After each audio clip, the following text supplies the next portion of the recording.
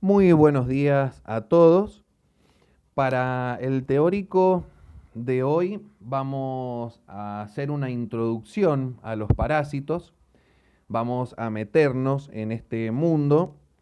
Vamos a hablar a modo de resumen las generalidades que tienen, las características principales, cómo los vamos a clasificar para poder estudiarlos de una manera más simple, los métodos de diagnósticos que se encuentran en la actualidad y por último vamos a ver un caso clínico de importancia médica para ustedes. La bibliografía que pueden consultar de cabecera es el Atlas de Parasitología o cualquier libro que tengan a su alcance de importancia médica. Al tratar este tema es necesario acordar algunas definiciones y lo que son conceptos. Básicamente deben considerarse tres elementos principales en el desarrollo de una parasitosis: lo que es el parásito, el huésped y el medio ambiente.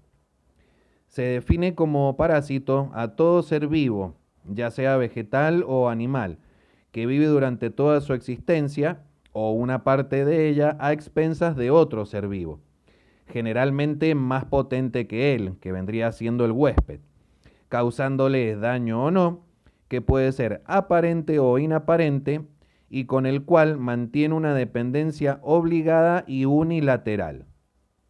Parasitismo sucede cuando un ser vivo se aloja en otro de diferente especie, del cual se alimenta y puede causarle daño. Así vamos a encontrar parasitismo obligatorio, cuando los parásitos necesitan para vivir hacer vida parasitaria. Este estado puede ser permanente, permanente estacionario, periódico o temporario. El parasitismo facultativo son seres de vida libre que en circunstancias favorables hacen vida parasitaria.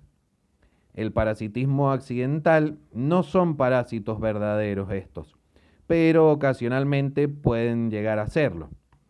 El parasitismo extraviado son parásitos de los animales que anormalmente podrían encontrarse en el hombre, y el parasitismo errático cuando la localización del parásito en el huésped no es en el órgano o tejidos habituales. Ciclos de vida del parásito: tenemos ciclos directos, que los llamamos monoxenos. Son aquellos en los que no es necesaria la presencia de un huésped intermediario. Pueden ser cortos, donde la forma emitida es la infectante, o largos, donde la forma emitida necesita un determinado tiempo en el medio, mayormente en el suelo, para transformarse o para poder ser infectante. En general, los parásitos con ciclos directos cortos son cosmopolitas, mientras que los de ciclos directos largos están condicionados por las situaciones climáticas. Ciclos indirectos o heteroxenos, que le podemos decir también, son los que necesitan un huésped intermediario para completar su ciclo. La existencia de estas parasitosis en un área determinada depende de la presencia del huésped intermediario. El huésped es el individuo en el cual se aloja el parásito, ¿sí?, proporcionándole todas las condiciones necesarias para su subsistencia, como lo que es el alimento, estímulo hormonal para su maduración sexual y crecimiento, o simplemente le puede servir de protección. Se denomina huésped definitivo al que le permite al parásito desarrollar las formas adultas y sexuadas, y huésped intermediario al que tiene formas en desarrollo o que se reproducen de manera asexuada. Por último está el huésped accidental, aquel en el cual el parásito no reside comúnmente porque las condiciones no son las adecuadas para su desarrollo y por ende no puede completar su ciclo evolutivo.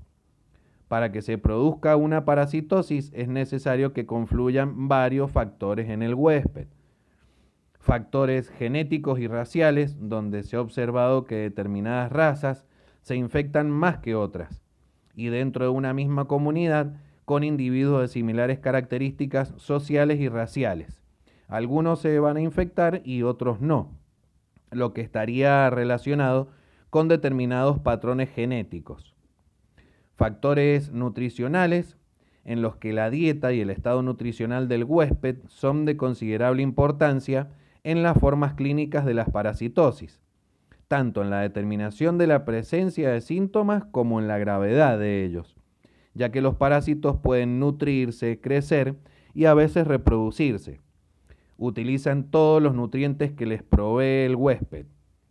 Los trastornos nutricionales graves pueden influir en la alteración de la resistencia del huésped debido a sus efectos sobre los mecanismos inmunológicos.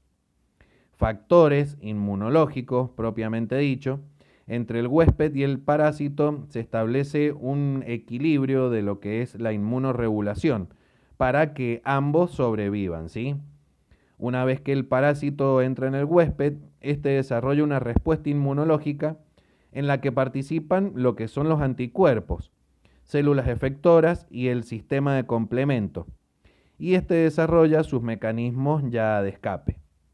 Hay que destacar que para cada pareja, lo que es huésped-parásito, hay un tipo de respuesta inmune y un mecanismo de escape específico. Y factores sociales, que existe una relación directa entre parasitosis y condiciones socioeconómicas y de educación. Son factores fuertemente predisponentes el hacinamiento, la falta de agua potable, las viviendas deficientes, la desnutrición y la falta de educación sanitaria continua y adecuada. El medio ambiente relaciona al huésped con el parásito y puede ser un factor determinante para que exista enfermedad por parásitos.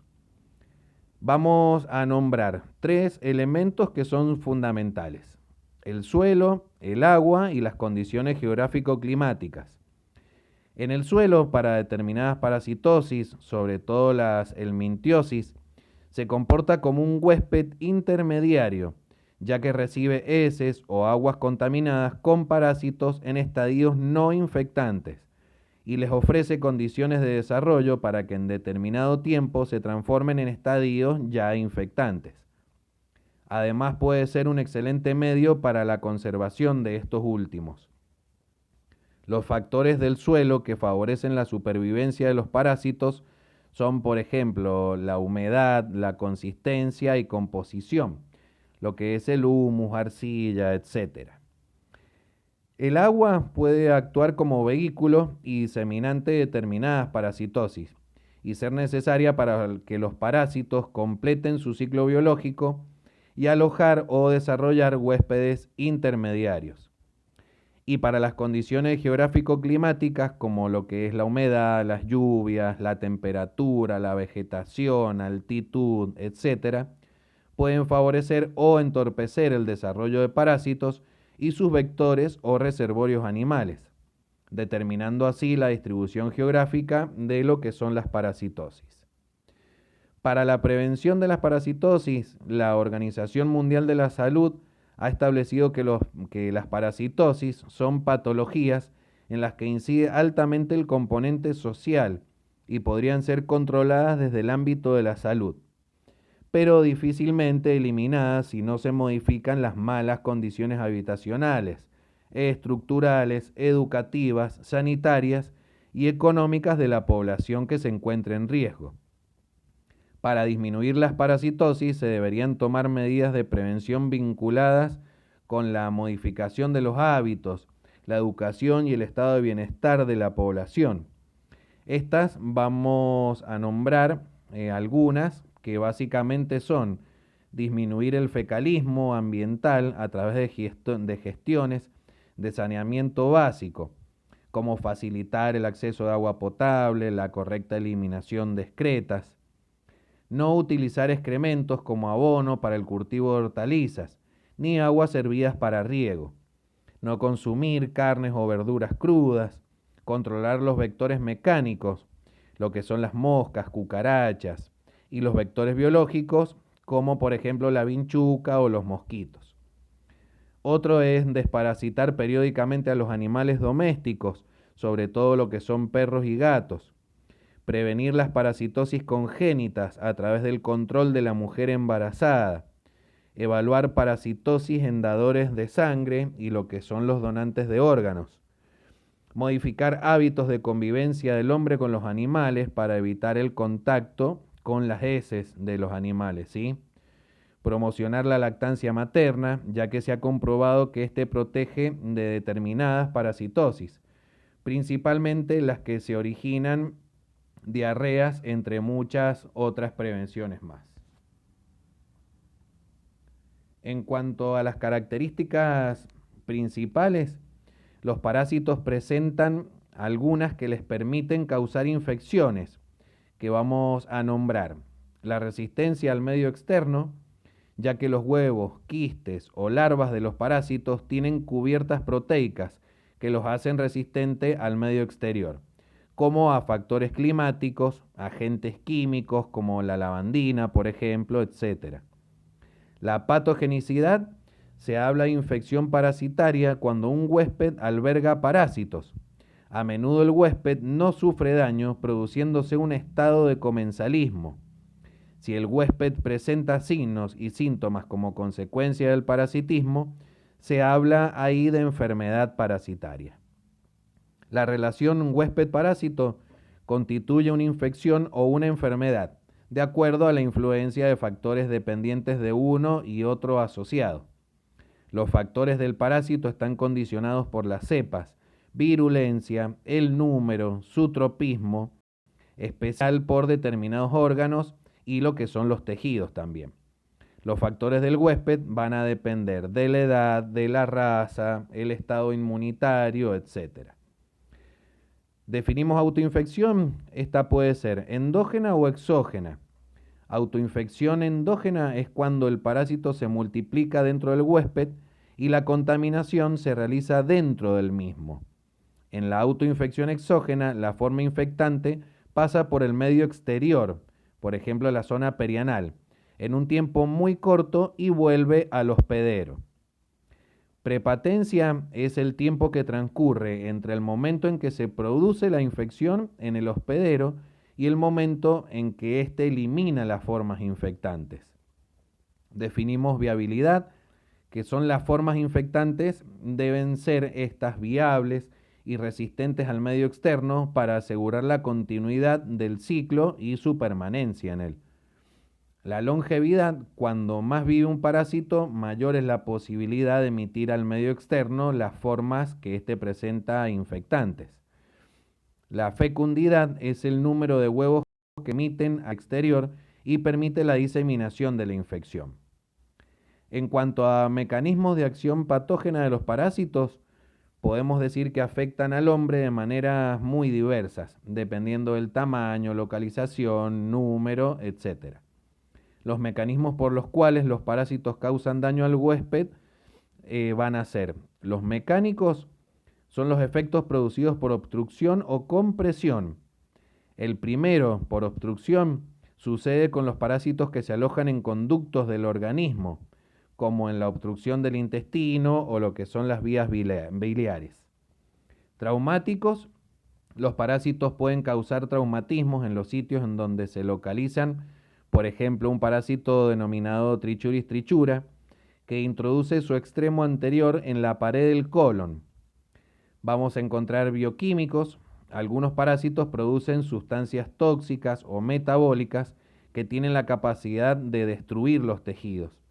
Por ejemplo, las sustancias líticas producidas por otro parásito que se llama entamoeba histolítica. Los inmunológicos, los parásitos y sus productos de excreción derivados del metabolismo producen reacciones de hipersensibilidad inmediata o tardía, como sucede en las manifestaciones alérgicas a los parásitos o la reacción inflamatoria mediada por células con formación de granulomas que se presenta en algunas parasitosis. Y exfoliativo, estos mecanismos se refieren al consumo de elementos propios del huésped por parte de los parásitos, por ejemplo, la pérdida de sangre porque el parásito succiona, en el caso de otro parásito que vamos a nombrar, que son las uncinarias. Evasión de la respuesta inmune, cuando el parásito presenta o penetra, mejor dicho, en un organismo, este va a tratar de eliminarlo y el parásito va a tratar de evitar el ataque del hospedero mediante el sistema inmunológico y permanecer así dentro del mismo.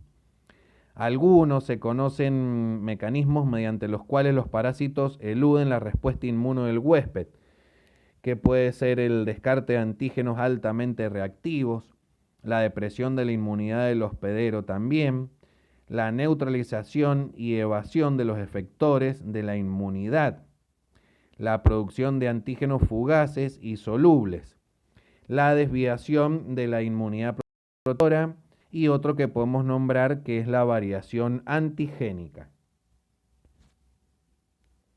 Bueno, la clasificación para poder estudiarlos de un modo un poco más simple, vamos a clasificarlos según la morfología, que vamos a tener tres, lo que son los protozoos, el y artrópodos. En este teórico vamos a hablar un poco de cada uno de ellos para poder entenderlos mejor. Vamos a clasificarlos según la ubicación topográfica en endoparásitos y ectoparásitos. La ubicación en órganos y lo que son los sistemas del cuerpo humano, que vamos a encontrar enteroparásitos cuando son parásitos ubicados en el intestino, histoparásitos ubicados en los tejidos y hemoparásitos cuando están circulando por vía sanguínea. Para que ustedes puedan entender lo que es el caso, por un ejemplo, del tripanosoma Trypanosoma cruzi en sangre, poder encontrarlo y visualizarlo a través de un microscopio es un hallazgo casi único que se puede encontrar y puede llegar a pasar una sola vez en la vida o nunca. Y otra clasificación que vamos a encontrar para poder estudiarlos es la taxonomía, lo que hemos visto que son reino, filum, clase, orden, familia, género, especie y por último la variedad de los parásitos. Vamos a hablar de los protozoos. Podemos decir que son unicelulares, presentan dos formas evolutivas. Una es el trofozoito, que es la forma vegetativa a través de la cual el parásito se alimenta y se reproduce. Y la otra es el quiste, que es la forma de resistencia o mecanismo de resistencia que tiene el parásito, que le permite vivir en condiciones ambientales adversas. Hay quistes simples que provienen de un zoito recubierto y o quistes productos de un cigoto que está en fase de reproducción. Encontramos los rizópodos, que también reciben el nombre de sarcodinos. Comprenden las llamadas amebas, caracterizadas por su forma variable y la presencia de lo que son los pseudópodos. Generalmente poseen núcleo único, aunque en algunas especies se puede observar más de un núcleo. Los flagelados, que tienen diferentes números de flagelos, como por ejemplo el Trypanosoma cruzi y las tricomonas. Los ciliados poseen cilios en su superficie. Algunos ejemplos como Paramecium y Balantidium podemos encontrar dentro de los ciliados. Los coccidios tienen forma de banana, poseen un cono apical y tienen reproducciones complejas, como por ejemplo otro parásito, el Cryptosporidium, que es el agente causal de criptosporidiosis. La infección se puede transmitir ya sea por vía sexual, que es por contacto orofecal, por nadar en aguas contaminadas con heces humanas, por consumir aguas contaminadas o por haber tenido contacto con lo que son todo tipo de fomites. Microsporidios poseen esporas. En realidad son un grupo basal de hongos parásitos obligados. Como su nombre así lo indica, se caracterizan por sus esporas de tamaños muy chiquitos, que son de 2 a 20 micras, que contienen el esporoplasma, que vendría siendo esporoplasma del parásito infectivo, y contienen también un filamento polar sencillo. Una de las paredes de la espora contiene quitina, que es otro rasgo de los hongos que habíamos visto en las clases anteriores. Y en cuanto a la reproducción, puede ser binaria, esquizogonia, que consiste en la división del núcleo celular en gran número de núcleos secundarios que se rodean de protoplasma, y la endodiogenia, un proceso de división en el cual dos células hijas se forman en el interior de la célula madre, cuya pared celular termina por último desapareciendo. Y reproducción sexuada por conjugación. Esta sucede cuando dos células de protozoos diferentes se convierten en gametos y posteriormente se unen. Y singamia o fecundación. La parte del mintos que íbamos a ver, podemos dividirlos o clasificarlos en dos, lo que son nematelmintos y platelmintos. Los primeros podemos decir que son gusanos redondos al corte, cuando uno los corta, propiamente dicho. Se reproducen por huevos o larvas y desarrollan mudas como si fueran mudas de ropa. Un ejemplo de este es el Ascaris lumbricoide o el Toxocara spp, que significa sin especificar. Los platelmintos son gusanos planos a la sección o al corte cuando uno los corta horizontalmente. Tenemos los cestodes, que desarrollan estados intermedios denominados larvas. Algún ejemplo también de la zona nuestra, vamos a encontrar la Taenia solum o el Echinococcus granulosus. Y trematodes presentan una forma de hoja. La reproducción sexuada por huevos y asexuada pasa por diferentes estados larvales. Otro parásito también de nuestra zona que podemos encontrar comúnmente es el que se llama fasciola hepática. Bien, y con respecto a los artrópodos, que muchos los podemos ver en la vida cotidiana además, podemos decir que son animales invertebrados, cuerpo segmentado, presentan un exoesqueleto, de quitina y un tamaño variado, que puede ser de centímetros a micras. Algunos, para nombrarlos, como lo que son los artrópodos, son los insectos, arácnidos o crustáceos, para que ustedes se puedan dar una idea. Los vectores, es decir, un parásito de un parásito, podríamos decir que es un vector. Vamos a encontrar lo que son biológicos, que el patógeno desarrolla dentro del vector, ¿sí? Se transmite por inoculación o contaminación directa. Y los que son los mecánicos es cuando el patógeno no desarrolla dentro del vector, que es por transmisión por contaminación, como lo que son los fomites. Llamamos fomites, por ejemplo, lo que es el suelo, una piedra, el agua, etc. Y encontramos algunos autóctonos de acá también, de la zona también, como Pediculus spp, que volvemos a decir que significa sin especificar, el agente causal, este parásito de la pediculosis, el Sarcoptes scabei, que es el agente causal de la sarna. Encontramos el Loxoceles laeta o Lectrodectus matans, por nombrar algunos de ellos, de los que se encuentran dentro de lo que son los artrópodos.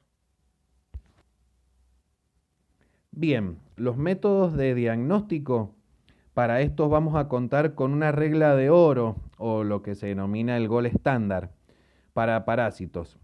¿Cómo es? Primero, recobrar, es decir, tenemos que encontrar ese parásito. Luego vamos a hacer su identificación y por último, demostrar que existe el parásito en las diferentes muestras que nosotros podemos recibir, para poder determinar así la etiología del proceso de infección o lo que es la enfermedad. Dentro de los métodos directos están el método de Berman para extraer larvas. la flotación de Jeter, que concentra ooquistes de algunos, por ejemplo, apicomplexa, el raspado de úlcera perianal, que demuestra trofozoitos, por ejemplo, de entamoeba histolítica, el lavado bronquial, que demuestra diferentes estadios en algunas situaciones de algunos pacientes inmunocomprometidos. En los métodos indirectos están lo que son inmunológicos, como por ejemplo la hemoaglutinación indirecta para lo que es la tripanosomiasis, producida por el Trypanosoma cruzi. Inmunohistoquímicos, como por ejemplo para determinar microsporidiosis. Los rayos X de abdomen para visualizar cambios en diagnósticos de angiostrongilosis abdominal, por ejemplo, por nombrarles algo. La tomografía axial computarizada para neurocisticercosis. La resonancia magnética para abscesos hepáticos amebianos. La PCR, que es la reacción en cadena de polimerasa, que es muy utilizada en la actualidad, que permite, por ejemplo, llegar a diferenciar ya lo que es el Trypanosoma cruzi de otras especies de Trypanosoma, y también sirve para poder llegar a un diagnóstico. La solicitud de examen va a depender del tipo de población servida, el personal técnico disponible que ustedes puedan encontrar, la metodología que encuentren en el lugar donde ustedes van a trabajar. También van a evaluar para todo método diagnóstico el costo y beneficio que pueden encontrar, la relevancia clínica de los resultados también. Y para una base indispensable de conocimientos para solicitud de exámenes, deben conocer primero el ciclo de vida de los parásitos que ustedes van a encontrar en la zona en la cual se encuentren trabajando, el hábitat en el hospedero, usual y ectópica, las manifestaciones clínicas más específicas o probables, también que pueden encontrar en los pacientes, las maneras de transmisión de los diferentes parásitos, entre otras que podemos llegar a nombrar también. Bueno, chicos, y por último vamos a ver un caso clínico que es algo que real que pasó en la zona de acá de Mendoza. Vamos a encontrar lo que es un paciente masculino de 23 años, proveniente de Ecuador, que reside y trabaja en la ciudad de Mendoza desde hace, por ejemplo, 4 semanas.